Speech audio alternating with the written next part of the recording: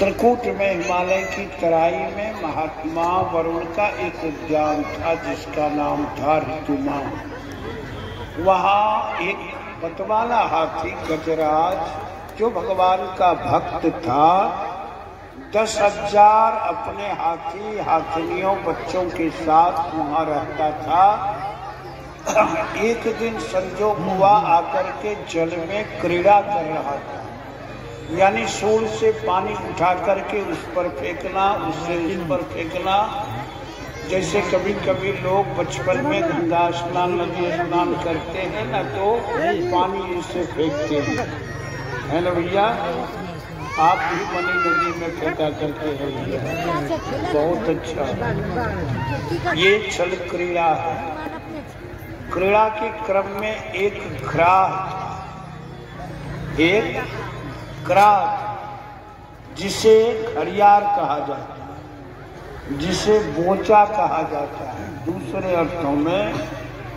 वह आया धीरे धीरे और गजराज को पकड़ करके खींचने लगा, गजराज को खींचने लगा।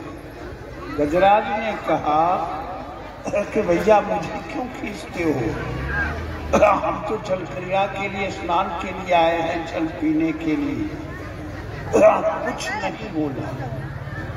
कोई दुष्ट जब घात लगाता है तो उसके पहले कुछ नहीं बोलता, कुछ नहीं कहता, वह सीधा घात करता है, आघात करता है।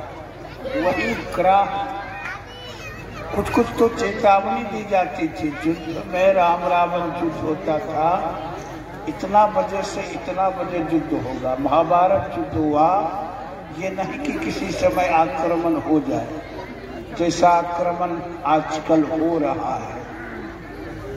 घात लगा के बैठा, खींच लिया। जब बहुत देर हो गया, गजग्राह के युद्ध का सारे हाथियों ने, किसी ने पूंछ, किसी ने पैर पकड़ा और खींचना शुरू किया अपनी ओर। अंत में जब नहीं खींच पाए, चूंकि जल में जली जीव का शक्ति अधिक रहता है, यहाँ तक कि बाघ भी और जीव भी उसके भय से नहीं आते किनारे, वो खा जाता, लीड लेता है। इसलिए छुड़ा नहीं सके। खींचने के बाद लगा कि हाथी को डूब जाएगा। ये 10,000 जीव गजग्राह क्या है, सार शब्द में हम आप जानेंगे। अंत में खींचते खींचते जब थोड़ा सा सूर बचा डूबने के लिए, तो याद आई भगवान की, और भगवान को पुकारते हैं, ए नाथ। नाथ में ना शब्द का ही उच्चारण हुआ था और थ का उच्चारण करने वाला था, लगा कि डूब जाएगा। भगवान पलंग पर थे रुक्मिणी जी के साथ, वहां से इस प्रकार दौड़े भागे, गरुड़ की पीठ पर सवार होकर के फिर गरुड़ जी को भी छोड़ दिया, पीताम्बर घिरा उसे भी छोड़ दिया। भगवान ने देखा कि अब ये बचने वाला नहीं है, मैं पहुंचूंगा कि नहीं। चक्र सुदर्शन को भगवान भेजते हैं और चक्र सुदर्शन से ग्राह का सिर अलग होता है, फिर गजराज की रक्षा हो जाती है।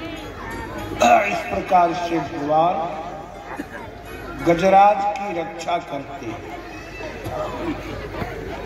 गजेंद्र मोक्ष स्तोत्र है जो अति प्रसिद्ध है भागवत में। इसका सीधा तात्पर्य हुआ, मीनिंग हुआ, अर्थ हुआ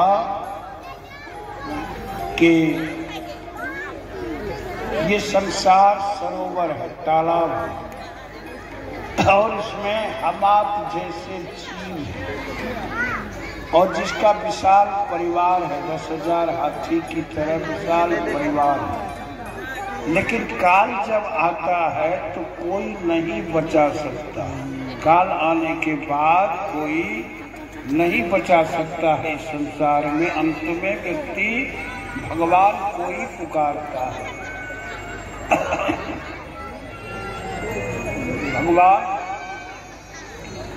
पूरे नाम सुनकर के तो आते ही हैं, आगे नाम सुनकर के आगे अपनी नाम की रक्षा की। कहा प्रभु यदि आप नहीं आते हैं तो आपका नाम मैं नाथ लेकर के डूब भी जाऊंगा इस सरोवर में। ग्राह मुझे खा भी देगा तो कोई पता चल बात नहीं। आलो संसार समझेगा कि मेरा नाम लेकर के एक भक्त डूब गया। संसार समझेगा कि भगवान का ये भक्त था, भगवान रक्षा नहीं कर सके, नाम लेकर के वो डूब गया। इस प्रकार भगवान भक्तों की रक्षा करते हैं। और भी अन्य कार्य प्रसंग इसकी व्याख्या में मनुष्यों के द्वारा बताए गए हैं।